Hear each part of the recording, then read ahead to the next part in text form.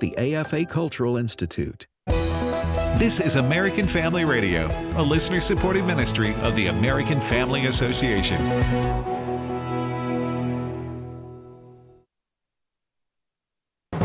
American Family News, I'm Rusty Pugh.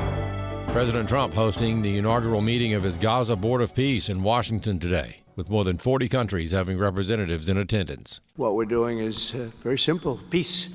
It's called the Board of Peace, and it's all about an easy word to say, but a hard word to produce, peace. Because there's nothing more important than peace. And there's nothing less expensive than peace. You know, when you go to wars, it costs you 100 times what it costs to make peace. Also happening today, President Trump taking his midterm message to Georgia, where he is expected to speak about the economy and affordability. Arkansas Governor Sarah Huckabee Sanders says that's good for Republicans. He is this party's best messenger. He's got a great story to tell, and he's going to have a huge impact on what the midterms look like. If he goes out and continues campaigning, I think it will be the difference maker because nobody sells better than Donald Trump, and nobody has a better story to tell than he does right now. And here's White House Press Secretary Caroline Leavitt on the success of the economic agenda. We're seeing promising signs every day that 2026 is going to be a record successful year for the American people, just as President Trump promised them.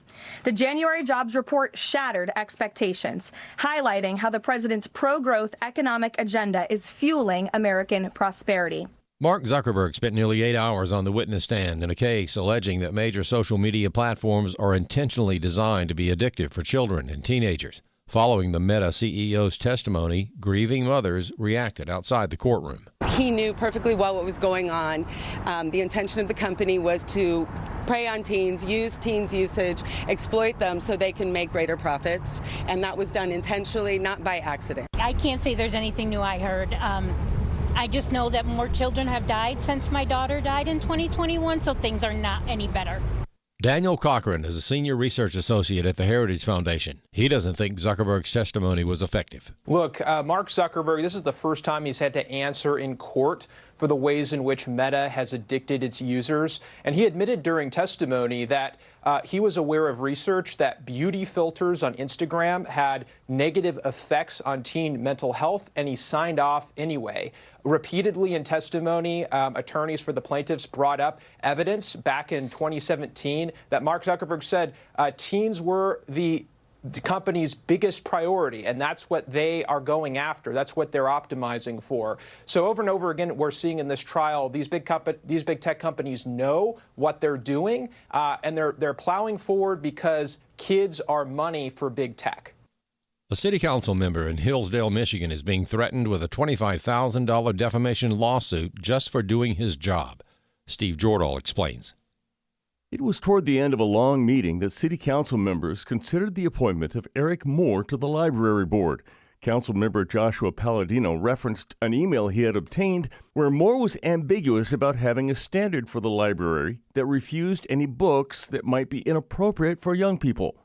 Palladino, reading from the email, he said that we should not create a system to determine what books were age appropriate for children due to the threat of lawsuit. Eric Moore apparently took that as a personal attack, and Thomas More Law Center president, Chief Counsel Richard Thompson, tells AFN he sent Palladino a demand letter. If he did not retract his statement and publicly apologize, he would be sued for $25,000. Palladino asked Thomas More to represent him, and Thompson says the defamation charge is going nowhere. The unanimous Supreme Court held that local legislators are entitled to absolute immunity for their legislative activities. Thompson says it's a Supreme Court precedent that makes sense. If legislators were always afraid of being sued because something they said during the legislative session, it would chill their ability to honestly respond on behalf of the people. Moore has not responded to Thompson's opinion that his defamation suit is a non-starter.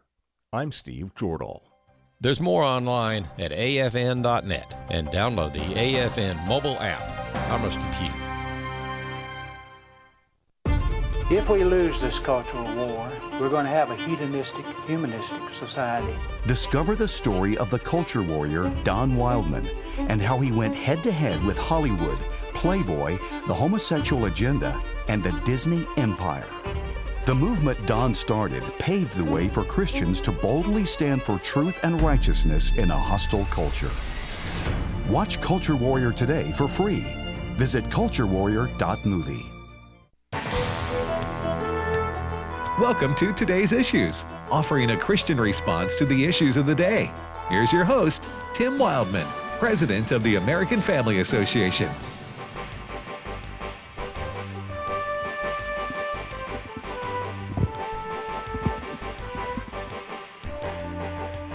Hey, good morning, everybody, and welcome to Today's Issues on American Family Radio. Today's Thursday, February the 19th, 2026. Thanks for listening to AFR. Well, in studio with me is Fred Jackson. Good morning, Fred. Good morning to you, Tim. Chris Woodward. Good morning. And in Florida is our good friend, Dr. Ray Pritchard. Good morning, Ray. Good morning, Tim. How you doing today? It's all good. I missed our show prep meeting this morning, which is radio lingo for preparing for this radio program. We have a meeting of us to decide what we're going to talk about and so forth. So I couldn't make that because I had Grandparents' Day at one of my many grandchildren's preschool.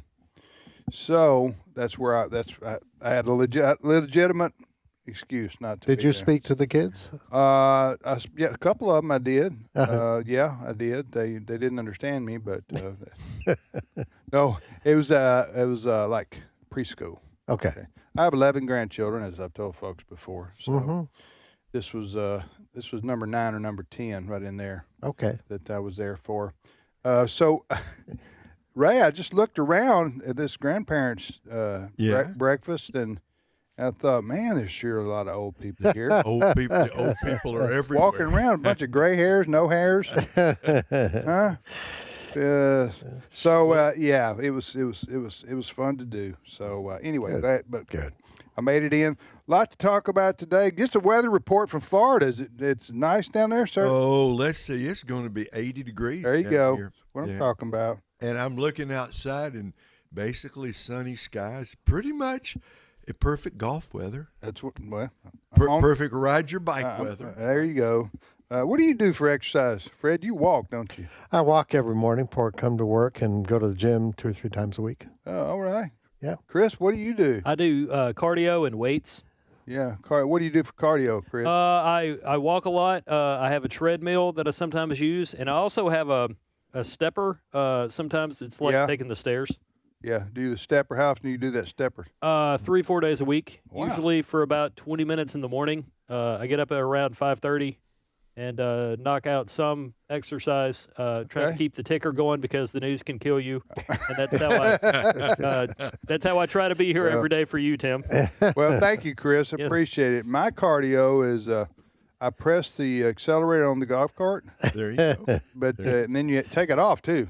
Yeah. And then you have to get out, get your club, and walk to the golf ball. Mm-hmm. Oh, so you talk about excellent exercise. Yeah, you're talking about get your blood pumping right there. There is some. Especially if you hit a bad shot. Right. You really get your blood pumping. There is benefit. There are benefits to golf. I think we see it every day with President Trump. Yeah, it's right. keeping them going. Yeah. Anyway, we all have our things we enjoy and hobbies we do. And, absolutely. I didn't know you went to the gym 3 days a week though. Yeah. Yeah. Okay. Yeah. Get on that treadmill and go. Go.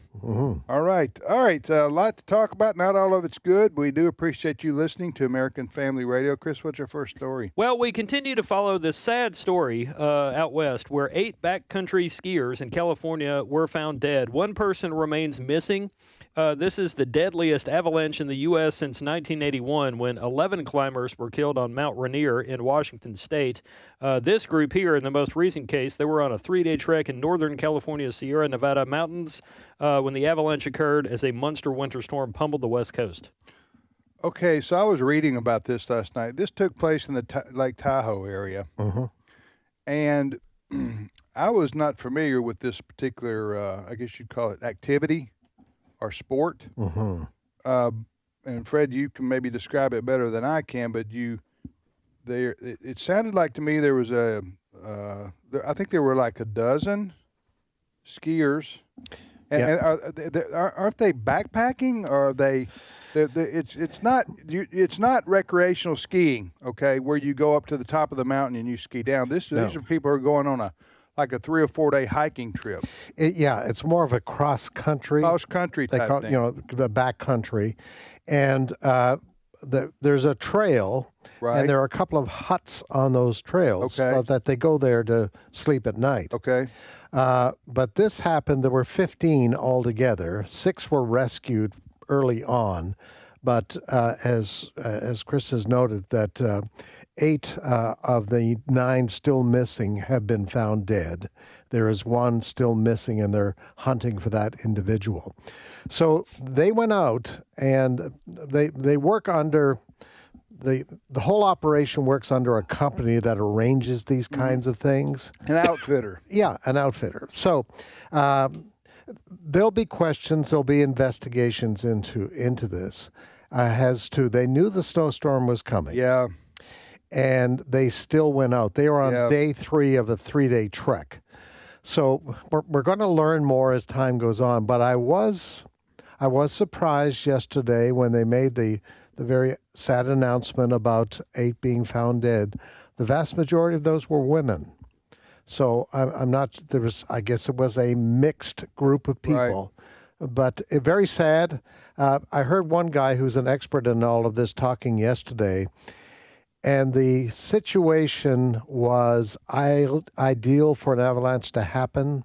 The snow that had occurred, there was rain on top, and then this, which caused the snow to be in a situation that it was very easy for an avalanche to occur. Mm-hmm. So it was bad news all the way around.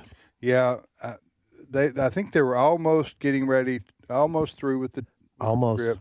Yeah. And maybe they thought we can beat the storm. Mm-hmm. I was reading that business had not been the best because of the weather conditions. They hadn't had any snow out there much. Mm. In a lot of places in the Rockies where they have ski resorts, they count on snow. They just haven't had any this winter, despite the fact that in the East Coast they've had more than enough. You know, so been a weird winter. Ray, have you ever done anything like that? Any kind of skiing? I've done a very little bit of cross country stuff, but boy, that's the thing that I wonder about when I hear everything that we've just said. They knew a storm was coming, right? Why didn't somebody? I mean, who's this on? Is it on the tour company? Is it on the guides to say this isn't a safe thing for us? I think so. To me, it is. To me, it's up to the professionals, which are the guides, and the company, which they'll probably be sued now by some of the people who lost family members because of this. Now, they can't. An avalanche is not anybody's fault, right? No. But to not be prepared that this storm was about to hit, when everybody can look at a radar, everybody can, with the weather predictions we have today, they're very, very accurate. So you're right, Fred. I don't know, a lot of unanswered questions as to why they stayed so long. But 8 dead, and it's probably 9. And then I read where they were telling the rescuers where they were by some kind of locator. Carry a radio locator, something of that nature. And your cell phone. Some of them had cell phones that were going off for their emergency. You know how you can hit the emergency? Right. Yeah. On where you are, some of their cell phones were going off. Yeah. You're listening to Today's Issues. Very sad situation there. There's also wildfires. Yes. In the heartland, right? Yeah, in the Plains states. Dangerous fire weather conditions remain across the plains after a powerful windstorm contributed to a wildfire outbreak on Tuesday, prompting evacuations in Oklahoma, Texas, and Kansas. At least 4 firefighters have been hospitalized for heat-related injuries. This is the Texas Panhandle and the Oklahoma Panhandle, and some in Kansas too. And the winds are just relentless. This is a strange winter. Yeah. It really is. As you pointed out, massive snowstorms up in the Northeast. Right. Where I came from in Vancouver, British Columbia, no snow. Right. Like no snow. Which is highly unusual. Highly unusual there. And then in the middle of the country, have very dry conditions in February. Yeah. Mm-hmm. Normally, Ray came from Kansas, you get a lot of snow in Kansas in the wintertime. Yeah. So it's very strange weather all the way around. Yeah. It normally rains, what I joke, 11 billion inches in the month of February, and it's been very dry here compared to a lot of Februaries. I just don't know how you stop fires that when you have 40, 50 mile an hour winds. It's pretty tough. I don't. It just seems, and here we have, the plains, as you say. So, Yep. but yeah, it's tough. We have a lot of listeners in those Yeah, areas. it can be. I mean, no joke. I was last year around about this time trying to burn some Amazon boxes from Christmas in my backyard fire pit, and the wind shifted, and the grass caught on fire, and I had a big problem on my hands, and we're talking about. What if they had not been Amazon boxes? Would it still have been a problem? Yes, it still would have been a problem. I probably panicked, but it can be a very dangerous situation when you talk about how the wind shifts. It's hard to put out a fire in 30, 40 mile an hour winds. It was similar for me. I was burning some boxes, and all of a sudden, I've got to get the volunteer fire department out here. Yeah. Well, you got two things happening. If you look at the weather map of Oklahoma, Texas, or the temperature map, Oklahoma, Texas, and in Kansas, you got two things going on. You've got extremely dry conditions out there, and if you look at the temperature map, what you can clearly see is you've got a cold front moving from the northwest, and you've got much warmer air, and where the cold and the warm air is hitting each other, you've got 50, 60, 70 plus mile an hour winds, which sets up for these kind of, in these dry conditions, you got winds like that, something catches on fire. Yeah. It's hard to bring that under control. Mm-hmm. Similar to what happened in Los Angeles last year, Yes, in terms of the weather conditions. With the whole L.A. metro area, Palisades, Pasadena, Altadena. Now, the terrain is different because you've got sort of mountainous and rolling hills there in the greater Los Angeles area where you have mostly flat land, plains, prairie, in the areas we're describing here. I remember there are times when fires, they carry the smoke for thousands of miles. Yes. Right. Mm-hmm.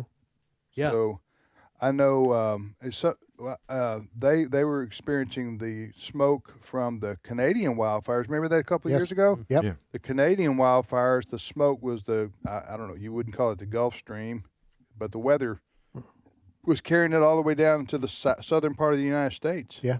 Yep. So respiratory problems created by that. Yeah. All right, you're listening to Today's Issues on American Family Radio. Next story, Chris. Well, one of the things BBC has been focusing on a lot, and really even the U.S. News outlets here, police in the U.K. have arrested Prince Andrew. He was stripped of his royal titles because of his links to convicted sex offender Jeffrey Epstein, and now Prince Andrew has been arrested for suspicion of misconduct in public office. This appears to be some sort of financial, monetary type connection that he might have had with Epstein, not the other stuff that people might think you might be arrested for having a relationship with Jeffrey Epstein. Nonetheless, a big story and certainly a mess for the royal family today. Yeah, Piers Morgan, who, if you watch Fox, you've probably started. He was interviewed on this morning. He says this is a huge scandal that is not over yet with the arrest of former Prince Andrew, cut number 3. It is an absolute bombshell. I mean, to put this into context, there has been no member of the royal family arrested in my lifetime. I'm 60 years old. You have to go back centuries to the last time that a member of the British royal family was arrested. And this is a serious matter. If he is convicted of misconduct in public office, then the vast majority of people that receive that kind of conviction end up with a prison sentence, and the maximum sentence is life imprisonment. It's increasingly likely, I would say, that other senior members of the royal family are going to have to also be interviewed by the police. So this might just be the tipping point of a gigantic scandal, which represents, I would argue, an existential threat to the monarchy itself. It is that serious. Okay, so Prince Andrew he's been in the news now for about 2 years. Well, he's been in the news he's been known for a long time. I mean, he's the brother of Prince Charles, right? Yes. Of King Charles. Yeah. I mean, excuse me, King Charles, formerly Prince Charles. Yes. Who was Princess Di's husband. Correct. Okay, so that whole royal family, gets a lot of international attention just because it's the royal family. All right. So, but Prince Andrew had a relationship with Jeffrey Epstein, the convicted sex trafficker, right? That is correct. What we hear in the reports this morning, the arrest just took place this morning, very early this morning. By the way, on his 66th birthday. He's 66 today. Okay. What we hear is that he was passing along confidential financial information to Jeffrey Epstein. That the charge somehow relates to that. Beyond that, we're not sure yet. But this is absolutely huge. On this side of the water, we know the royalty exists, and that we have seen when Princess Di was still alive, the American media just loved Princess Di. They did the wedding thing. Yeah. When Queen Elizabeth died, the American media covered it very much. Many people have asked because it costs the British taxpayers a whole pile of money to keep the royals going, the royal family. And some people want excuse me for interrupting. There's no real reason to in terms of governing power. Great Britain. They don't have any governing power. They're just a royal family with... It's figurehead. Figurehead, yeah. That's what it is. Yeah. And so it's... the Brits love their royal family. It's just part of their history. Right, sure. And despite the financial problems and all of that. But this is huge. The British people are just in total shock today. So you could go, Prince Andrew could go from the penthouse to the outhouse. Oh, very much.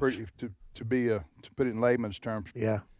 Because he's 66 years old. He's lived a life of luxury. Mm-hmm. Obviously, he made a bad decision a long time ago to hook up with Jeffrey Epstein for, a decade or two or more? I mean, they had he went down to his island. Yeah. Many times. I mean, they were tight, and now it's caught up with him, I guess.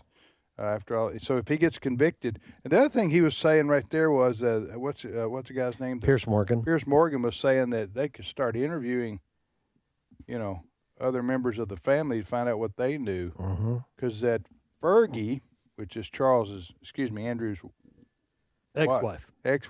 Right. It's hard. I try to keep up with the royals. I do. I'm here for you. But I sound like I don't, but I do. I try. I mean, I get the National Choir.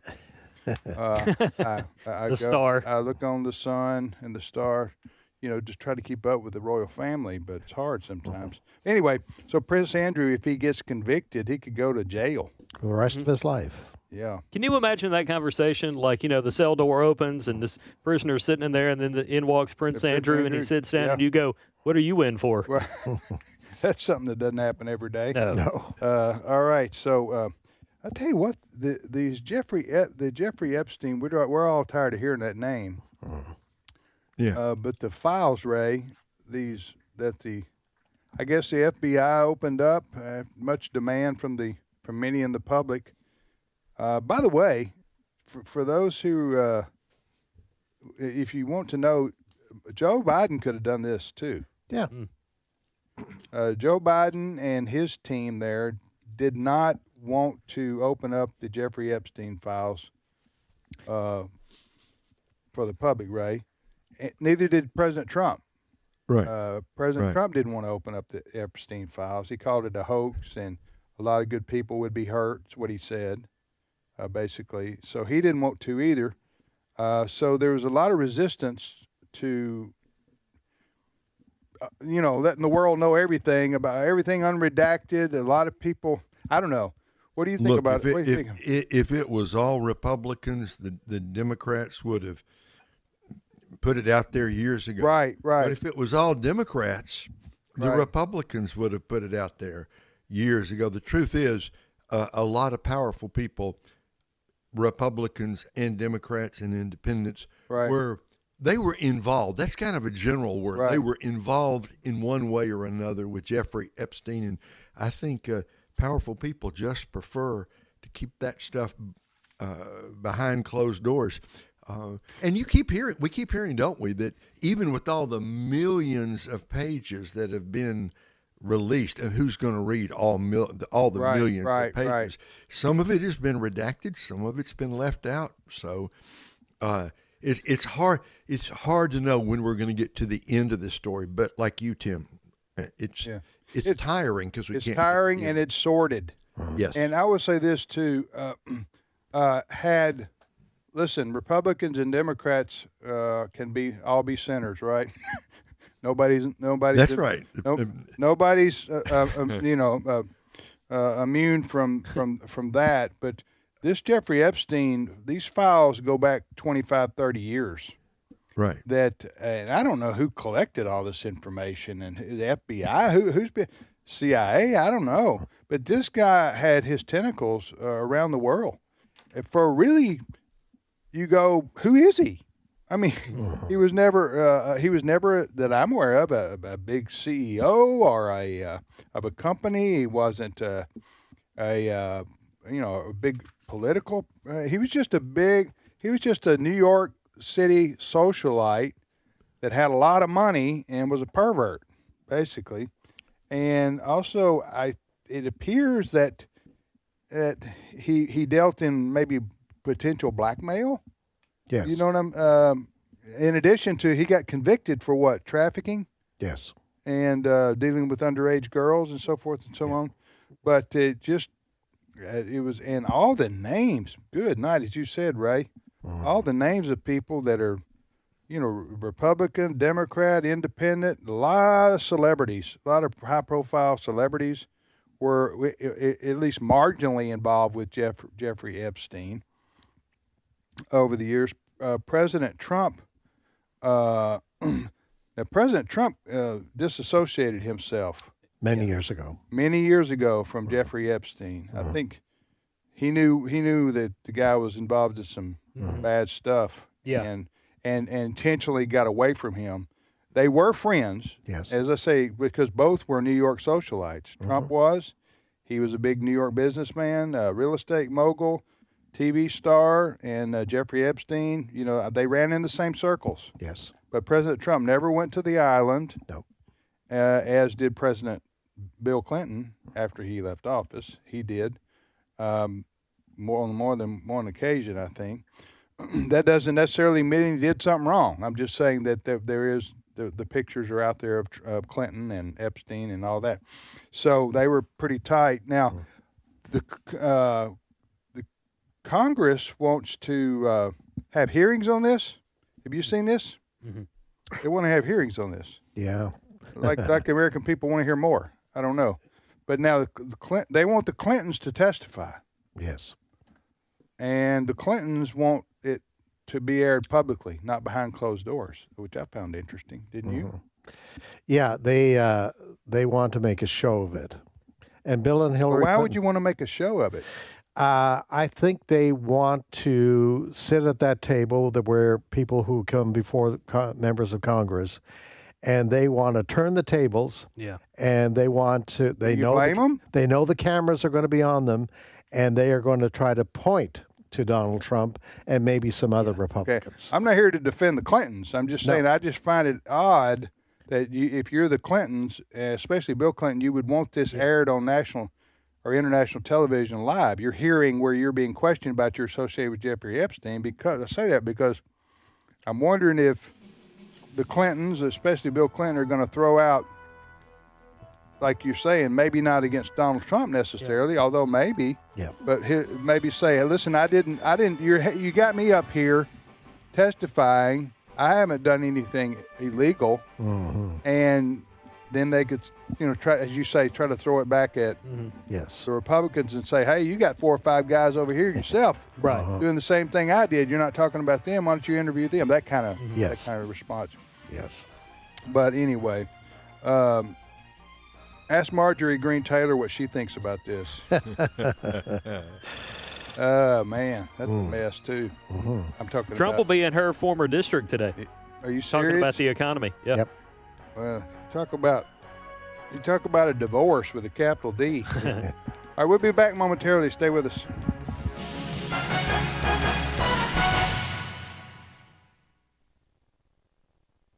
It's my turn. Here is your host for My Turn, Don Wildman. A little girl listened intently as a missionary from Rhodesia was speaking to her church Sunday school class in Decatur, Alabama. The missionary was telling the class of the various needs which black Rhodesians have.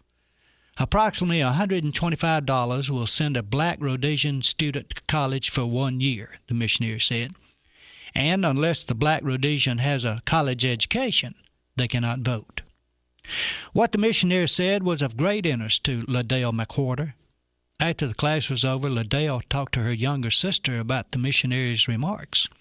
Liddell was in the 6th grade, and her sister Lou Ann was in the 4th grade. The girls discussed the situation and planned their course of action. For the next few months, they saved their allowance. They saved some of their lunch money. They cut grass, they collected soft drink bottles, and did other odd jobs to earn money. The parents of the young girls soon became concerned about their actions. They knew that the girls were saving their money, but they had no idea why. Liddell and Luann told no one, not even their parents, what they had planned. It was their personal secret. They had a goal toward which they were working. Nearly 7 months after the missionary had spoken to the church school class, the two girls counted their money. They had a total of $125.57 saved. It had taken a lot of effort, a lot of work, a lot of sacrifice, and a lot of love, but they had reached their goal. Liddell and Lou Ann put their money in an envelope and headed off toward their church building. They wanted to see their minister.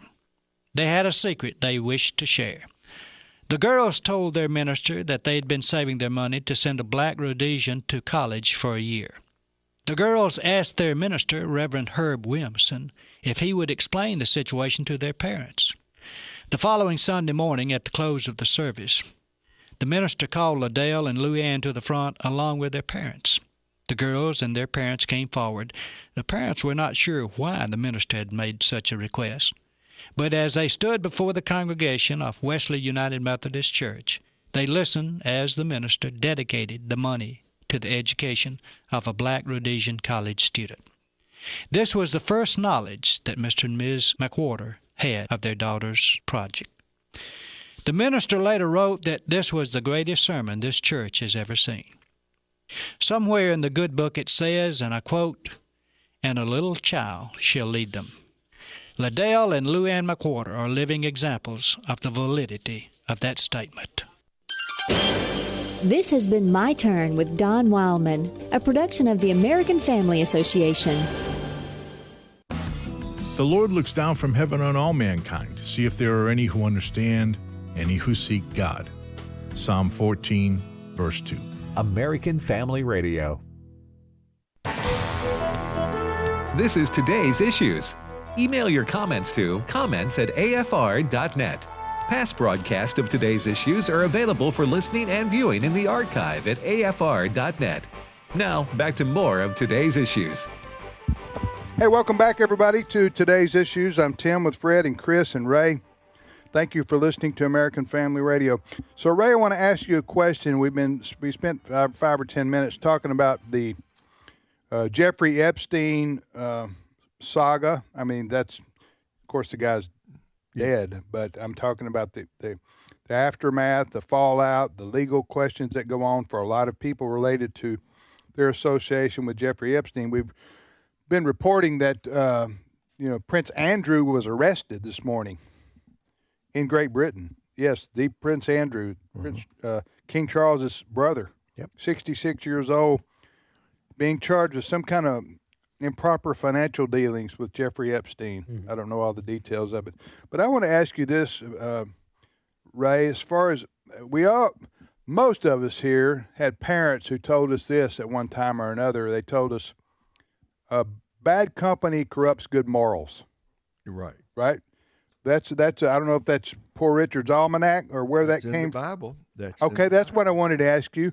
Where I know that's a biblical principle, but is there a Bible verse or two you cite to confirm that? Chris, check me up on this, but I think it's in 1 Corinthians 15. Bad company corrupts good morals. If you hang around with the wrong kind of people, they're going to pull you down, not lift you up.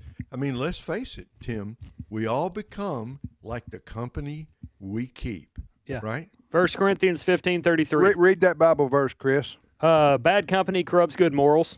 It's that simple? It's in the, depending on the translation, NIV You don't have and NLT. You don't have a word with a TH on the end or anything like that? Well, I can give you, hold on a second. I need some King James right there, my friend. I'm here for that. Hold on. Okay, give me a King James version. Bear with. Be not deceived. Evil communications corrupt good manners. Well, there you go, folks. We all can learn from that, right? Absolutely. That's not the CWV. But I remember, our parents told us that, right? You hang around the wrong people, you're going to get into trouble. Yeah. And that's a truism, and that's what's happened with a lot of these people that are in trouble now because of their association with Jeffrey Epstein. Am I right, Fred? And I think sometimes what happens, especially if you travel in a circle of very wealthy people, sometimes these folks get to believe in I can do anything that I want. I'm untouchable. I'm a multimillionaire. Right. And sadly, I think, they have enough money to buy anything that they want. And sometimes that feeling takes them down some pretty dark roads. And what was it Whoopi Goldberg got into? She's been... her name has come up in the Epstein files. No way. For real. Yeah. Yeah. She confessed to it the other day. What was it? Yeah. Well, I think but what was ironic and somewhat humorous was she had gone after other people for just having their names in the files, right? Did you go after Trump on that? Yes. So according to then it turns out her name is in there because she tried to get what happened there, Chris? Yeah, according to People magazine, and what may be cover story for her, says that Goldberg, 70, alleged that her name appeared on the files because she was searching for a private plane to fly her to a charity event.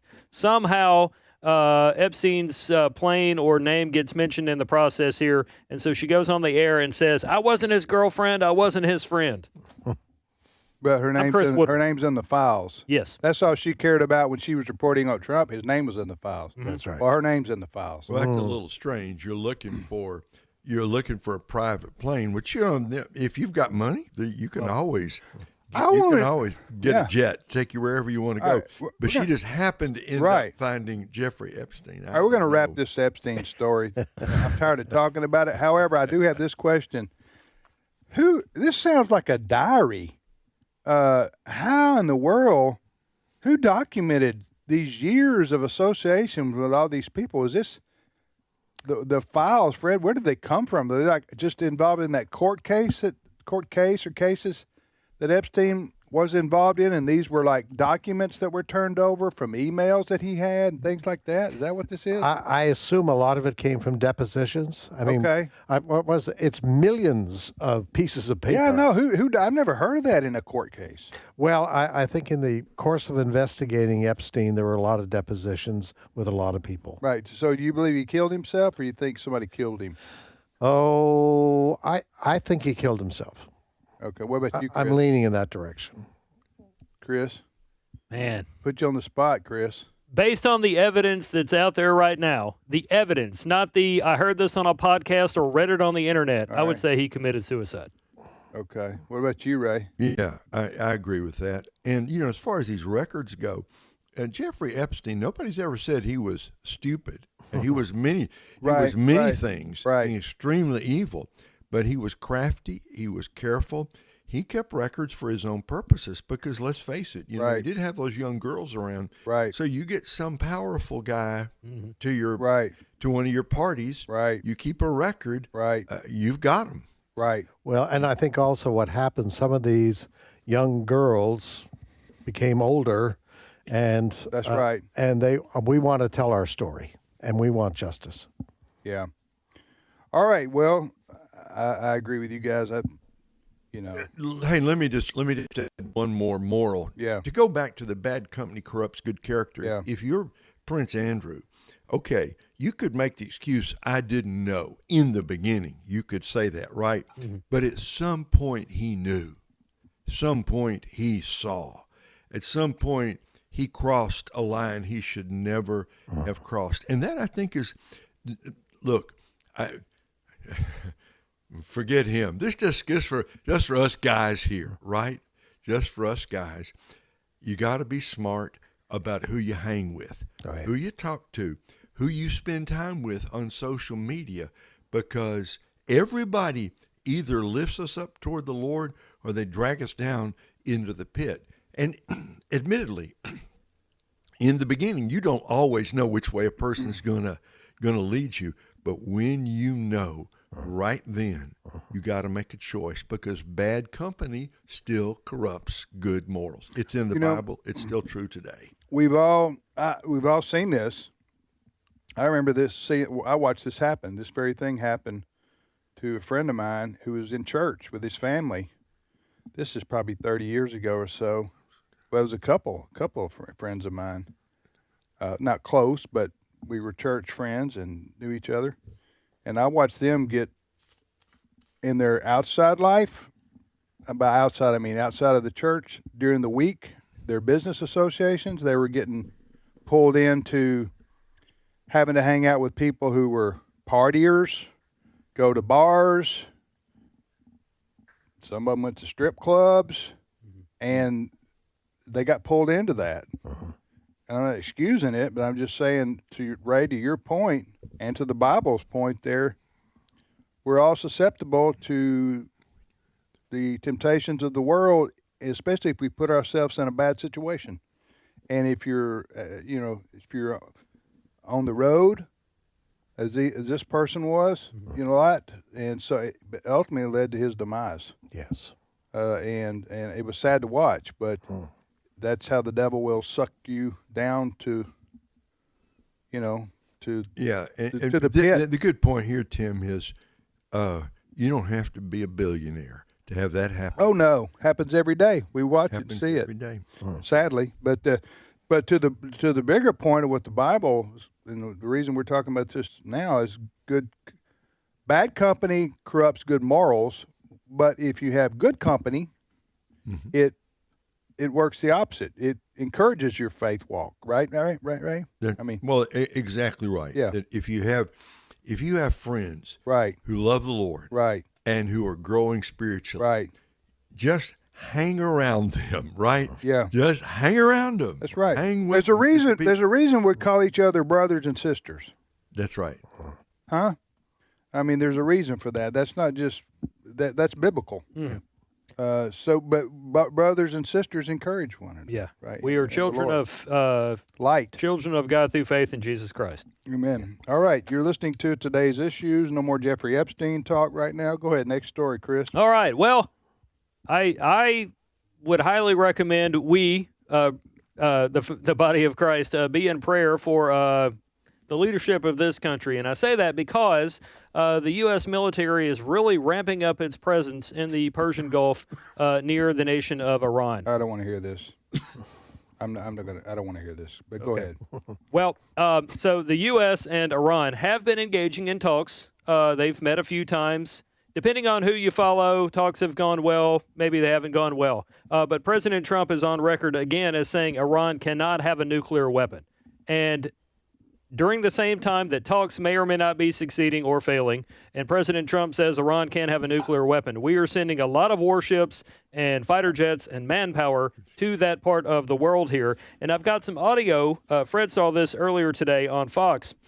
General John Tykert, who I believe is retired now, he's former armed services, he believes that we're actually seeing a potential situation in the next few days, not weeks, but days. Clip 15. I think that they're going to have a good ceremony today that will set the foundation for the future.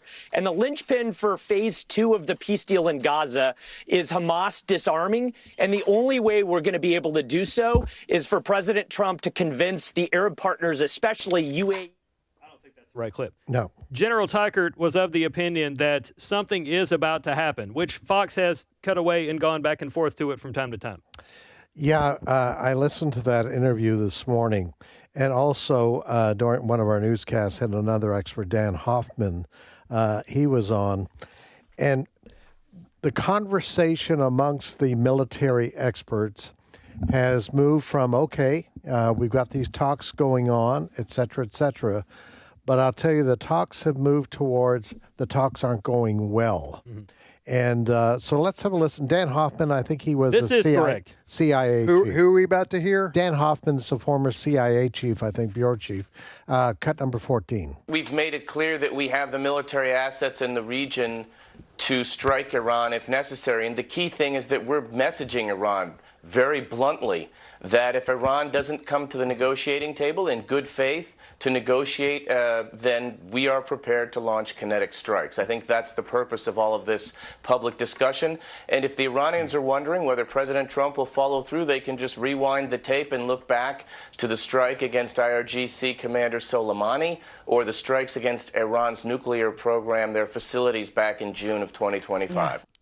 Yeah, it's pretty scary what's going on right now. I think it was Vice President Vance the other day in an interview said Iran is not behaving well in the talks.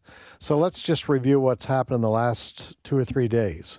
As of this morning, the USS Gerald Ford aircraft carrier is off the coast of Morocco. It can easily move down through the Suez Canal and into the area where it is needed. Or it can stay off in the Mediterranean somewhere and launch from there. We also had the Iranians shutting off the Strait of Hormuz the other day, which stops 20% of the oil traffic getting into the Persian Gulf.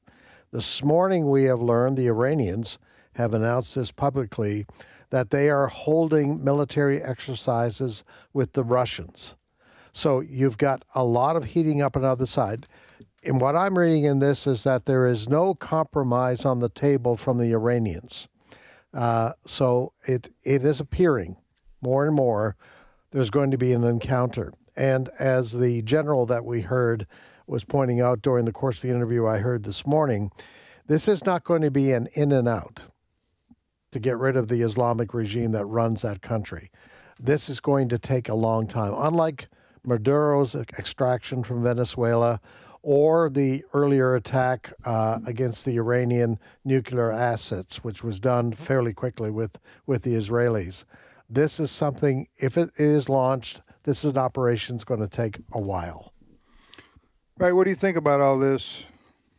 It's certainly a dangerous moment in world history because stuff like this, it's hard to contain once the missiles start flying. I mean, we're bringing overwhelming force. Overwhelming force, and we've got we have one aircraft carrier already close by. The other one, as you said, Fred, could be moved very close in just a matter of days. It feels, doesn't it? It feels like it's actually going to happen. Uh-huh. There's going to be a massive series of strikes on Iran that are intended not just to force them to the negotiating table, but to force regime change. And what does that mean for Israel? What if some of the mullahs say, okay, we're going to launch direct attacks on Jerusalem and Tel Aviv? Then all bets are off. At that point, you're at the doorstep of World War III. Mm-hmm. Thank you, Ray. Appreciate you. Right, that's the cheery news, right? That's the kind of attitude I was looking for right there. You know, something positive, encouraging, and hopeful. Yeah. Trust in the Lord with all thine heart. Lean not unto. I try to do that, but well, you know, let me add one sentence. Yeah, go ahead. Just the law of unintended consequences, right? That the U.S. has good reason to want Iran's the mullahs overthrown and some kind of semi-democratic government established in Iran, right? The West has good reason for that. But once you push the button, hard to get, the genie gets out of the bottle. Things are going to happen in different ways that you could not have predicted. But it feels to me like an attack is going to take place sooner rather than later. Okay, yesterday there was the report that our largest aircraft carrier in the entire U.S. naval fleet was on the way. And this morning it's south of Morocco. Okay, it's gone through the Gibraltar. Yes. What do you call that? Strait of Gibraltar. Strait of Gibralta into the Mediterranean. That's the only entry into the Mediterranean other than the Suez Canal, I think. So it's gone through there. So I wonder what the range is on missiles, because the entry into the Mediterranean Sea will not take you. It will not. It'll take you as far as Lebanon, Israel, Egypt. Some of the countries there that border the Mediterranean, but that's still going to leave you 1,500 miles from Iran. So I don't know. Again, I'm not a military guy. I don't know how far these. Yeah. But you're talking about aircraft carriers, which are different than battleships or destroyers. Okay, so maybe I'm answering my own question. You would launch jets from this plane. And maybe it's a defensive posture to help Israel should something take place there too. You've got refuel aircraft. You can have aircraft take off from a carrier in the Mediterranean, get refueled over Israel or Jordan, and carry out the mission and still get home. Or Iraq. Yep. Let me ask you this, Ray, and then why now? Why is this happening now? I mean, we've been dealing with Iran forever. I mean, and also, didn't we just take out their nuclear capabilities just a few months ago? Well, they already got them back? What's going on here? I think it's to present the Iranian regime with two very stark choices. Either you come to the negotiating table, either we make an agreement, you demilitarize, you get rid of enriching uranium and anything that could possibly produce nuclear weapons in Iran, or you face a massive attack from the United States. So basically, the Iranians, the leadership, those are their two choices. I think if we attack, it's sounding like it's not going to be half-hearted. Oh no. It's going to be an overwhelming. It's going to be shock and awe. Yep. Like Iraq was described. Although maybe no boots on the ground, but I don't know. You have two separate worlds over there in Iran. You have the world of the mullahs, which by mullah we mean Islamic clergy. Okay, these are the people that they rule through Sharia law over how many? 25 million people. How many people live there in Iran? I mean, they rule with an iron fist. It's like a communist country. Only it's a theocracy. 92 million. Oh, 92 million. That's a big place. That's a lot of people that they rule over. Of course, they've been killing them. They had an uprising among the people, and the mullahs have been ordering the people to be executed in the streets. I mean, they've killed thousands of people in the last couple of months. Yes. And remember, President Trump, when this was going on, said help is on the way. Yes. Talking to these people. Well, help's not arrived yet. I don't know what Trump was talking about there. Was he talking about this moment now? Yes. Talking about, and he has backed it up by moving all of these forces, naval forces in particular, into the arena. Okay. If you launch, Ray, overwhelming airstrikes on targets in Iran, are you going to kill the mullahs? Are they bunkered down? There's so many questions. Is that going to cause regime change if you knock out all the power all over the country? Millions and millions of people are going to be without power. You see what the answer is yes. Millions of people are going to be without power if you hit them the way you're saying, which seems to me what we're being set up you're going to shut down the country. You're going to shut down the country, and let's face it, there's going to be a lot of people dead besides the mullahs. Right. Even if they can get two, this isn't. You just can't do an antiseptic strike that kills only the bad guys, and there's no collateral damage. Yeah. It will be, in terms of anybody wondering when's this going to take place, it may not be today. And the only reason I say that is because of two reasons. Number one, Secretary of War Pete Hegseth is supposed to appear at the National Religious Broadcasters Convention today. And President Trump, as we've already discussed, is going to speak about the economy tonight in Georgia. Generally, when something like this happens, where you're going to shoot missiles at somebody, you gather together in the bunker in the war room and you watch it. And it appears they have other scheduled events. That's true, Chris, but something like that would preempt anything. Yeah. If they don't appear at these events, they're not going to stick with the. It's about to happen. Chicken cordon bleu dinner. Sure. You know, they'll go directly back to the situation room. But I understand. But as it stands today, the quote negotiations still go on between Secretary of State Marco Rubio, right? Correct. I mean, right, Fred? Isn't it at that level? Yes. And the whoever's representing the mullahs. Yeah. This goes to show you how much religion makes a difference. This Sharia, the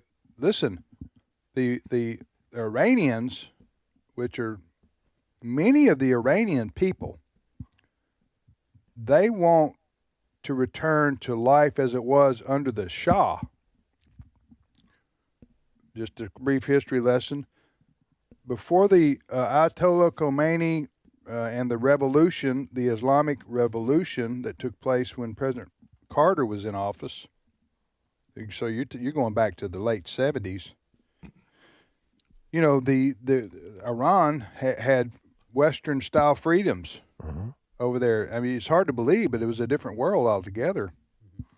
And then the Islamic Revolution took place, and they captured all our people and held us hostage, Americans, and Ted Koppel became a household word for those who can remember back that far.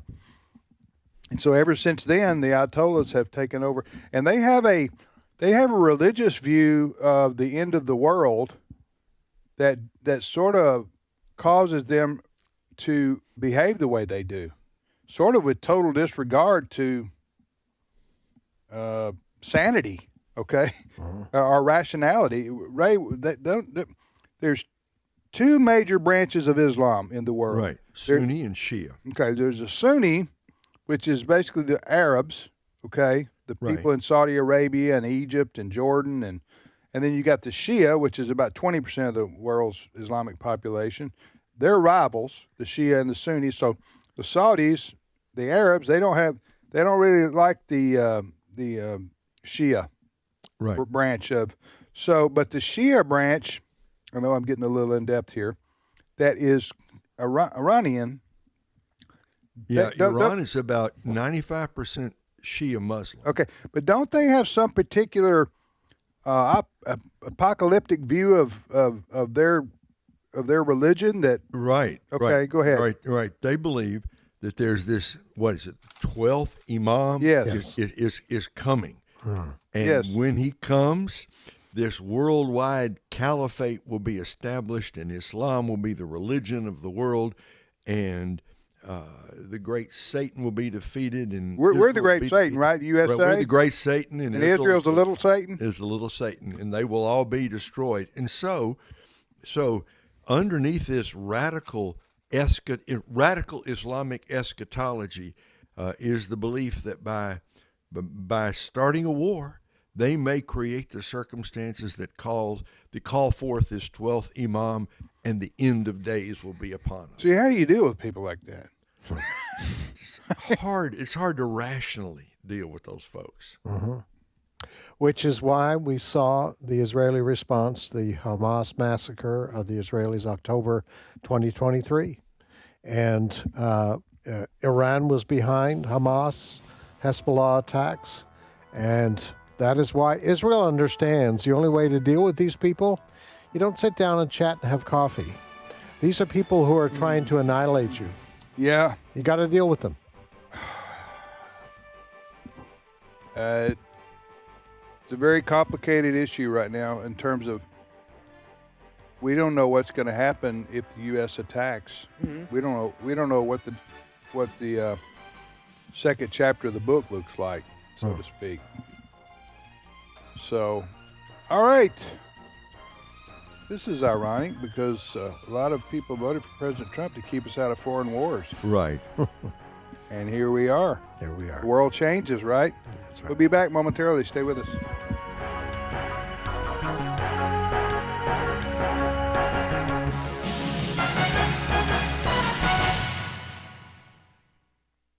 The views and opinions expressed in this broadcast may not necessarily reflect those of the American Family Association or American Family Radio. Faith, family, freedom. American Family Radio. Teenage years can be a time of trial. It can be really difficult, but it can also be the most fun and the best years of your parenting. Dr. Jessica Peck is a pediatric nurse practitioner as well as a professor, author, and mother of 4. Dr. Peck is host of the Dr. Nurse Mama Show, weekdays at 2 p.m. Central, and find her podcast at afr.net. This is American Family Radio, a listener-supported ministry of the American Family Association.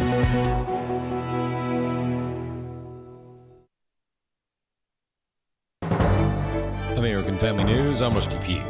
President Trump hosting the inaugural meeting of his Gaza Board of Peace in Washington today, with more than 40 countries having representatives. The president calling it one of the most important and consequential things he will be involved in during his presidency. The president declared the war in Gaza over and threatened Hamas if they continue fighting. Hamas has been, I think they're going to give up their weapons, which is what they promised. If they don't, it'll be, they'll be harshly met, very harshly met. They don't want that. And Secretary of State Marco Rubio making brief remarks about the future of Gaza. There is no plan B for Gaza. Plan B is going back to war. No one here wants that. Plan A, the only path forward, is one that rebuilds Gaza in a way of enduring and sustainable peace, where everyone can live there side by side with one another and never worry again about returning to conflict, to war, to human suffering, and to destruction. A major Manhattan hospital ending its transgender youth health program. This follows threats from the Trump administration to cut federal funding to hospitals that perform gender manipulation on minors. Detransitioner Chloe Cole says it's a positive step. I think that this is an exciting trend of many hospitals. I think over 40 clinics that have chosen to either temporarily stop or permanently shut down their clinics that are perpetuating this abuse against children in their communities. And hopefully this will be followed by many more. But the question is, when a Democratic administration returns to the White House, will these hospitals return to the practice? Center for the American Lawyer CEO Mark Trammell. I mean, I think that's a very real concern, right? Today, they're concerned about funding. I think they're also concerned about lawsuits. And I think that's why Chloe's lawsuit is so exciting and so important. If these lawsuits are successful, we just saw a verdict out of New York in Fox Varian's case, a $2 million verdict awarded to a detransitioner. If these types of verdicts continue, I think these pauses are going to be more permanent for these gender clinics across the country. More than a dozen state attorneys general want answers from YouTube. Chris Woodward explains. The request for information concerns YouTube's treatment of politically conservative content creators and channels since January 1 of 2019. These creators include Steve Deace. He's also represented by First Liberty Institute, where attorney Hiram Sasser welcomes the help. Because, look, we're little guys. I mean, how are we supposed to take on Google, right? I mean, that's like firing a BB gun at a train. But when these AGs stand together like this, they form their own train, and they give regular folks like you and me a fighting chance to hold big tech accountable for their censorship. During an appearance on American Family Radio, Steve Deace said his show has exploded in recent years and does very well in podcast rankings as well as advertising. Despite that, I am currently averaging about 3,700 views an episode on YouTube. And this has gone on really for years. This really began with COVID and the information war that went on there. And obviously I was one of the people leading the charge against that, which is one of the reasons why my show's exploded since then. That's when I got on a lot of people's radar around the country, frankly. I'm Chris Woodward. Last year was a turbulent year for trade, but the overall numbers show imports declined. Jenny Cosola breaks down the numbers. The Commerce Department says the U.S. trade deficit rose in December, topping $70 billion, but for the whole year it declined to $901 billion. That's down from $904 billion in 2024. Companies were importing more foreign goods early in the year ahead of tariffs, then the trend moderated. In December, U.S. imports rose by 3.6%. Exports declined 1.7%, though the Wall Street Journal says swings in international gold trading and imports of tech equipment impacted December's numbers. Ginny Coselda, Fox News. The majority of U.S. stocks are falling, but gains for Walmart, Deere, and other companies are helping limit the damage. At 4 minutes past the hour, the S&P 500 down 0.2%, the Dow down 141 points, and the NASDAQ Composite down 0.1%. More news online at afn.net and on the AFN mobile app. I'm Rusty Pugh. Every day, AFA offers biblical insight on issues that others aren't willing to touch in the hopes that you'll become a world changer. That's why we're offering an in-depth worldview training course called Activate. 13 different professors teaching 18 sessions, all available online, including a printed workbook to help you apply what you've learned and 1-year access to AFA streaming content to give you even more resources. Find out more about Activate and sign up today at activate.afa.net. Today's Issues continues on AFR with your host, Tim Wildman, President of the American Family Association.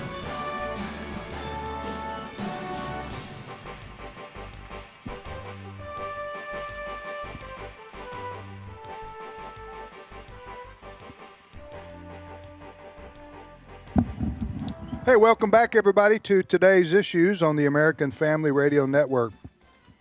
Thanks for listening to AFR. I'm Tim with Fred and Ray, and now Steve Paisley Jordahl joined us. Good morning, Brother Steve. Morning, everybody. How you doing? I'm well. I am well, thank you. Good. Now, you've been, not to get too personal, you've been going through some... Yeah, I had a little You've been breaking down a little bit. Just I'm getting old. It's not easy to get old anymore. But you put the wheels back on, did you? Yeah, I had a little procedure on Monday morning, and I'm coming fine. Yeah. Coming through fine. Amen. All right. All right. Well, again, folks, thanks for joining us here on American Family Radio. We're here every Monday through Friday. Tomorrow we have trivia show, Learning University. So Ed and JJ will be here as far as I know. They're going to both be here. JJ and Ed will both be here, so we will have some fun, do some learning.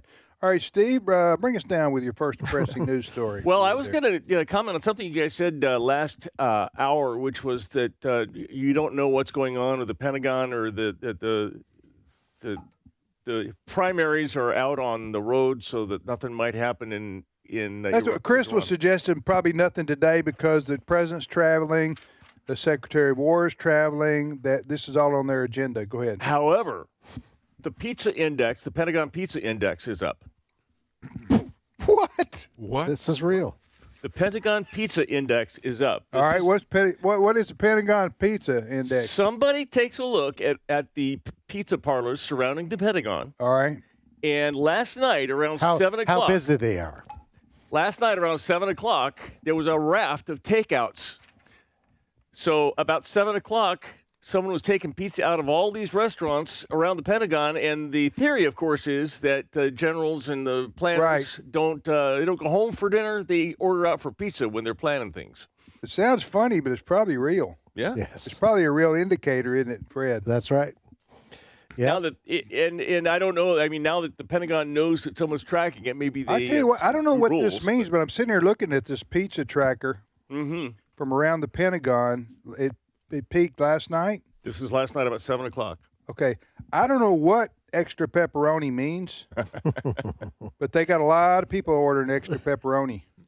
Yeah. And maybe that's, I don't know if that means more battleships sent. Well, if it was good, if there was pizza on all, if there's pineapple on all the pizza, you might think we're attacking Hawaii, but we're not. No, we don't even. Anyway, there was a lot of activity around the pizza parlor surrounding the Pentagon yesterday at 7 o'clock. So something was going on. Although I don't. Well, I'll tell you what. I don't. I'm not an aggressive, violent man. But you put pineapple on my pizza. Oh, I'm a big fan. Are you really? Oh, yeah. Well, keep that to yourself. Okay. Because I don't want to know that. I like you, and if I know that if I see you putting pineapple on a pizza, it'll change my whole perspective. I don't want to do that. So no, you don't. Ray, Ray, tell me you don't put pineapple in. I do not receive that. Okay. Okay. He's from Steve's from California. Yeah, California. They do that. They do that in California, right? That's right. No, I'm just kidding. If you want to put pineapple on your pizza, I just don't want to watch. Yeah. Or taste it. I do like pineapple as a standalone fruit, though. Yes. Yeah, it's good stuff. The freshest pineapple I ever had in my life was Alice and I went to Hawaii. Yeah. And we went to the Dole pineapple. We did a Dole pineapple plantation tour, which was phenomenal. The ice cream. Yeah. It's just, you just sit down and tear comes to your eyes. You just savor that moment in your life. You know, you don't want to leave, right? But that wasn't the freshest. We drove around Oahu. Right, we rented a car and drove around the whole island, and we found a pineapple stand just on the side of the road. Wow! And pulled over and got ordered the pineapple fresh out of the guy's. Yeah. Just like if you're eating you were here in the U.S. eating a tomato right out of the garden in the middle of July. Yep. That's what it was like, and it was just like, wow, this is a good. Well, it affected me so much. I remember it today. Right. There you go. This is like 40 years ago, or 35 years ago. We used to go to the open market in Tananarive, Madagascar when I was growing up, and one of the things that we would get is that's where we shop for the food and the family and everything. But there was a place they sold sugar cane, and it was so fresh. You bit into it, and you had to have napkins because it would get sugar cane juice or raw sugar all the way down. It was so good. Okay, what is sugar? I've never had raw sugar cane. It looks like bamboo when it grows. It sticks, and it's got a woody, pulpy kind of texture. Yeah. Do you bite into it, or you have to cut into it and get to the interior? You cut into it. Cut the bark off. Yeah. Okay. And then if you were processing it, you squeeze it out. It was like getting. I don't know, it would be like getting sap out of a tree, I suppose. Okay. But you squeeze it out. But this was so fresh, you could cut it and then bite into it, and you could just chew it, then you spit out the pulp. And you ever had sugar cane like that, Ray? Not like that. Oh. Well, I think they grow sugar cane in Louisiana, right? Right. I don't know if Am they I right? sell it, though. Does anybody know? I think that's true. I think maybe that may be the only place in the U.S.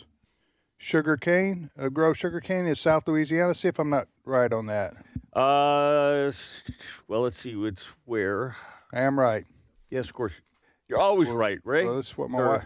That's what. If you could tell Allison to say that every once in a while, that'd be nice. Okay, so here's a picture of the sugar cane. I'll show this to Tim. Like in South Louisiana. Or where is that? It looks the same no matter where you're growing it. Okay, but the climate there is probably similar to Madagascar, like you grew up. Maybe. Let me just write in sugar cane in the U.S. here. I just lost my mouse. Type in sugar cane grown in U.S. and see what pops up there.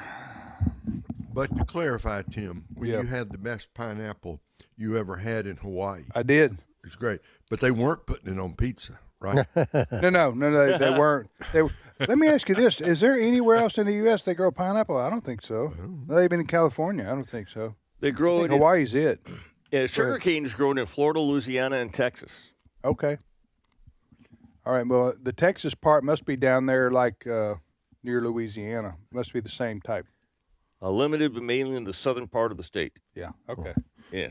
So. All right. You're listening to Today's Issues. There's your sugar cane update. There it is. Next story, Steve. Since we mentioned this before coming in the air, I have something I want to play for Ray here, if we can. But the Board of Peace was meeting today in Washington. President Trump and 40 of his favorite friends from around the world. How many? Leaders, I think at least 40 of the heads of state are at the White House. Okay. And President Trump addressed them earlier this morning. I just want to play a little bit of what he said. This is cut 17. I only have one thing. I don't want to see people killed from parts of the world that are very far away from the United States. And if I have an ability to turn off wars, I want to use that ability because it's people, millions of people.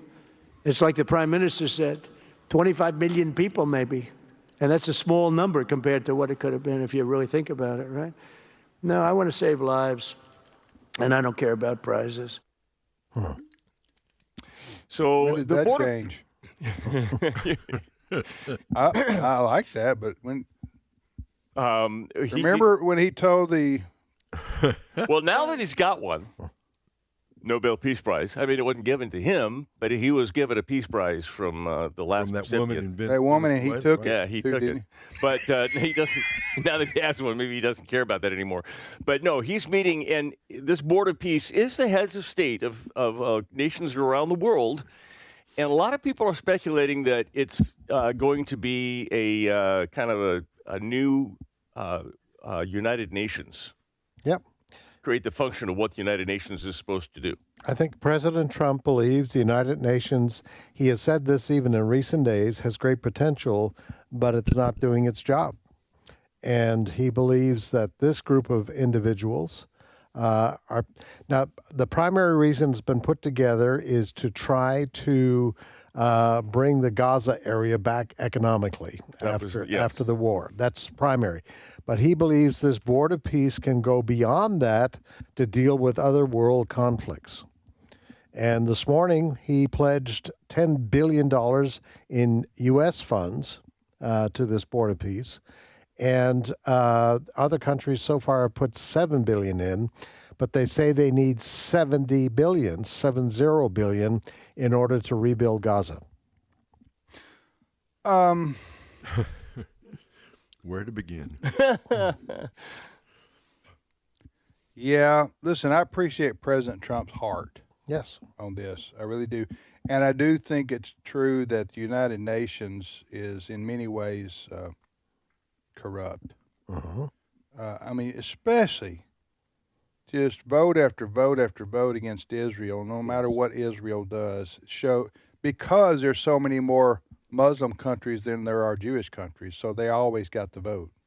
And then usually Russia joins in and China joins in. It's usually just the U.S. and the U.K. that are standing with Israel against this anti-Semitic organization, which is the United Nations. Now, I don't know. I know you have to work together with other countries, Ray, around the world for different various reasons. I mean, that we just have to. The world economy is global now, and the U.S. is right in there in that. But I don't know why you need any kind of a Board of Peace. I don't know why you just can't let the U.S. deal with countries one-on-one.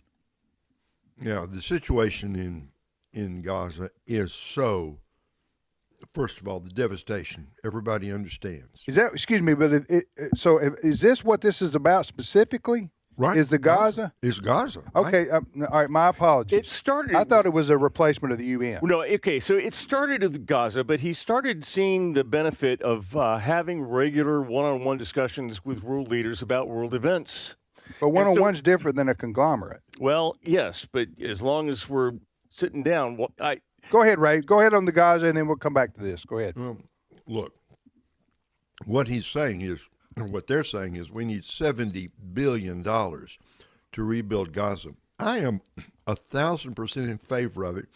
If, in fact, Hamas, the infrastructure, the leadership has been destroyed, the last thing we need is Gaza rebuilt with Hamas still in power. So that remains to be seen.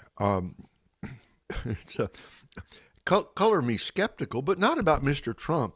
It's just about the mess that is the Middle East. Yeah. I think President Trump and his administration is trying to do the best they can with the situation that's at hand in Gaza. Gaza is basically a third world country right now. Well, some would say it was before the war, but I'm just saying their infrastructure, a lot of the buildings. It's just, if you've seen pictures, it's just rubble. People are living in tents now. It's a terrible humanitarian situation. There's no question about that.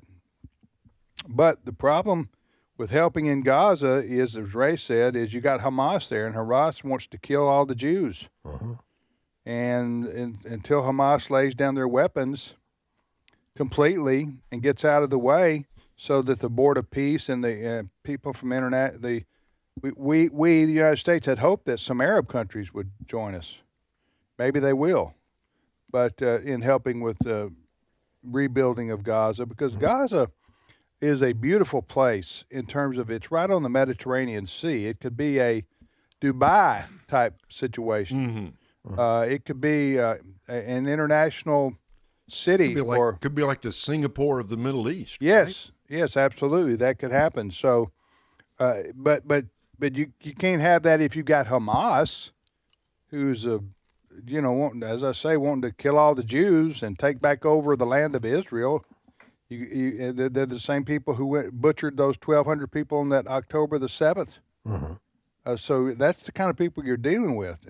They're in their charter. It's to take over the land of Israel and push all the Jews from the river to the sea. Right. That's right.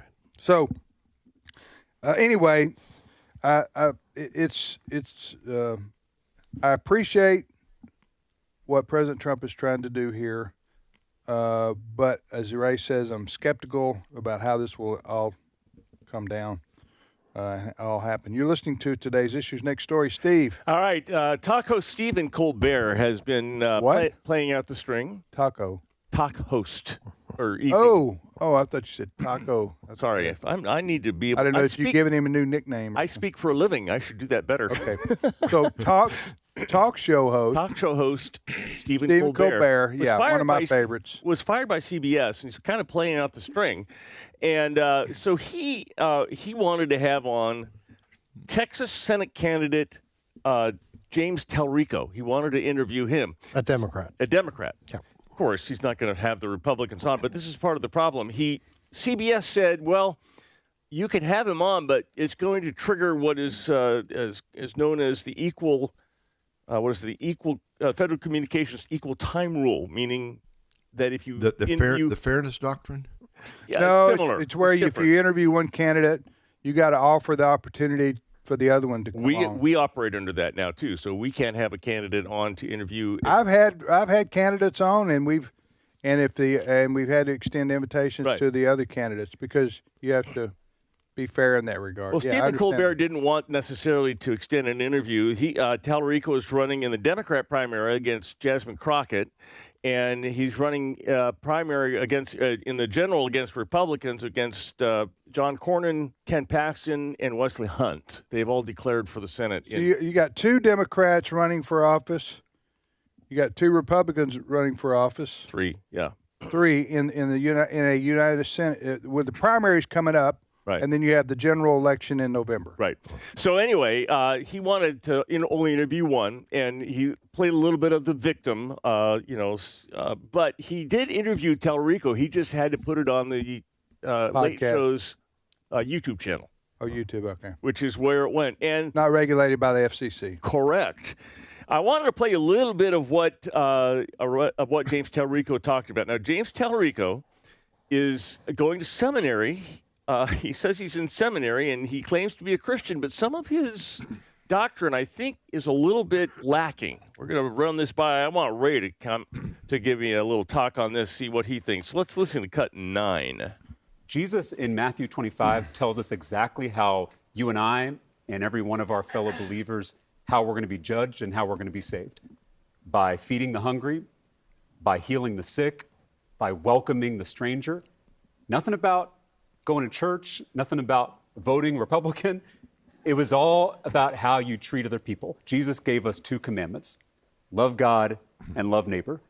And there was no exception to that second commandment. Love thy neighbor regardless of race or gender or sexual orientation or immigration status or religious affiliation. There is nothing Christian about Christian nationalism. It is the worship of power in the name of Christ. And it is a betrayal of Jesus of Nazareth. All right, Ray, he's going to seminary. Would you hire this guy as your pastor? I am so sorry to say he needs to go back and repeat all of his basic Bible study courses and all of his basic theology. The only thing he got right in what he said is that you're not saved by going to church. We've always said that, right? Mm-hmm. He said you're not saved by being a Republican. Fine. We absolutely agree with that. What he got wrong is that salvation is not by good works. Caring for the homeless, caring for the sick, caring for the widows. It's a great biblical obligation. But salvation is by faith through grace in the Lord Jesus Christ. Simple faith, trusting in him. So he is, I think, mistaken the fruit for the root. The only way anybody gets to heaven is not by doing good works, even noble good works, but by turning from your sin and trusting Jesus Christ as Lord and Savior. So, yeah, well, he needs to go back and take those courses again and make sure he's in a biblical, Bible-believing seminary. Yeah, and oftentimes it's not what people say when they're describing their theological Christian beliefs.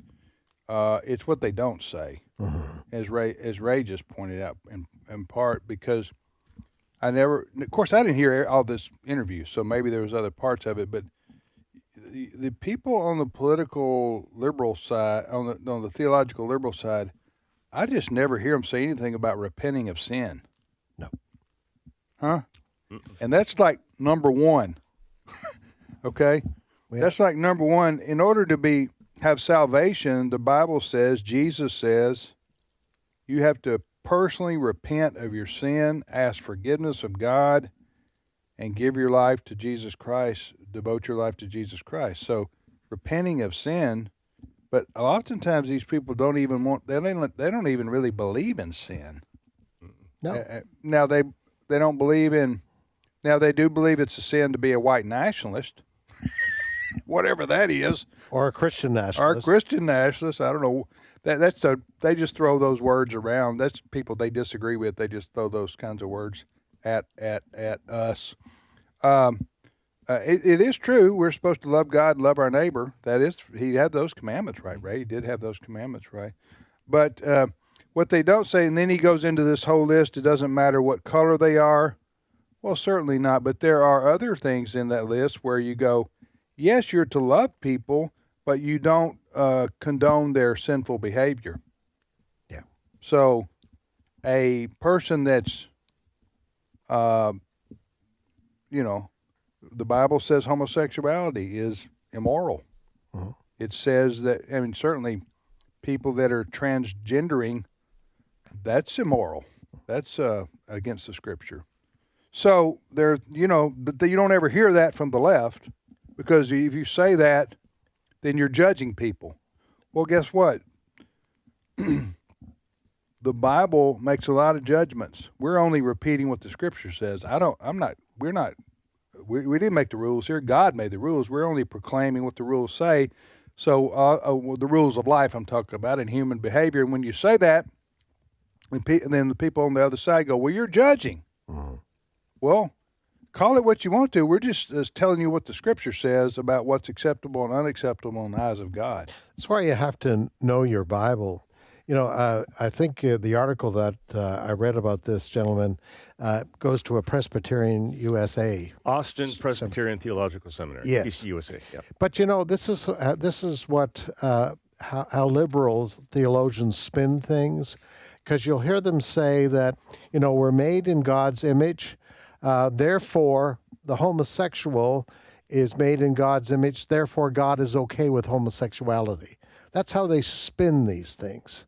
He said, love your neighbor, and that includes the homosexual, et cetera, et cetera, et cetera. Yes, we're to love our neighbors, whoever they are, but if they're committing sin, that by saying we love our neighbor if they're a homosexual, that doesn't mean God is okay with homosexuality. But that's the way they spin it. Yeah, and just because your belief lines up with the Scripture, right, that something is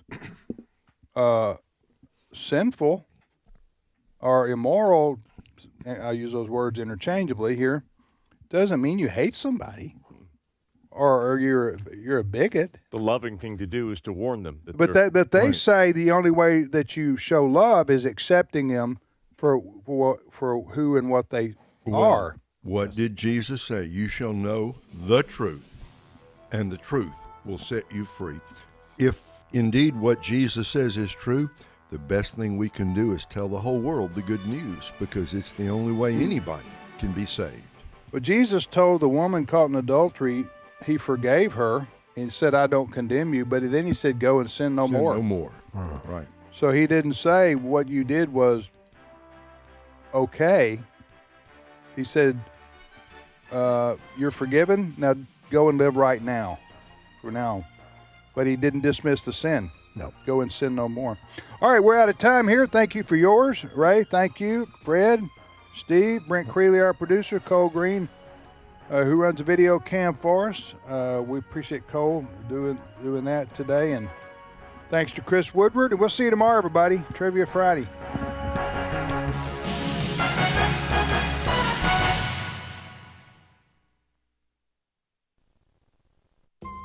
The 250th anniversary